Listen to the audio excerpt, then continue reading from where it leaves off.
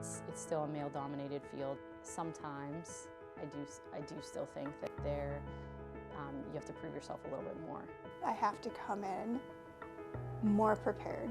I have to have everything immediately at my fingertips. And even when I prepare for arguments or when I prepare for trial, I personally feel like I have an expectation that I have to be 150% prepared, where my male counterparts only have to be 80% prepared.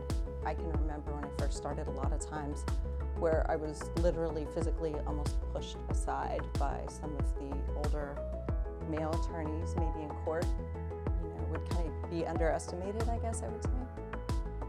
There are occasions where I might show up and somebody doesn't realize I'm a lawyer. They might assume that I'm an assistant, or they call me asking for the attorney and I say, I am the attorney.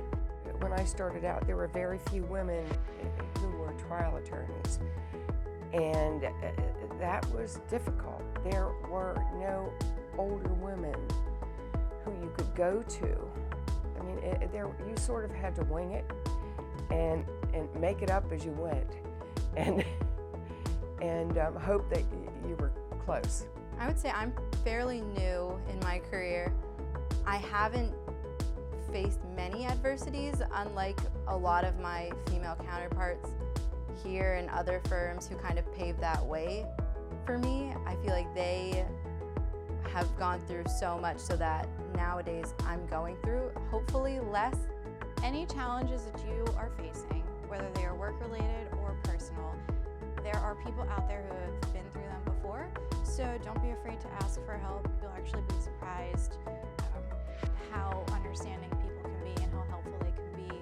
And there's really no reason to struggle through finding your own path if somebody can give you a little bit of guidance. I think one of the key ways to promote gender equality would be for people to be a little more open and less judgmental. Probably the biggest obstacle is just having more inclusive workplaces. Make sure that there is representation of everyone. More women in positions of power, people of different ethnic and cultural backgrounds, people of different gender identities and positions of power.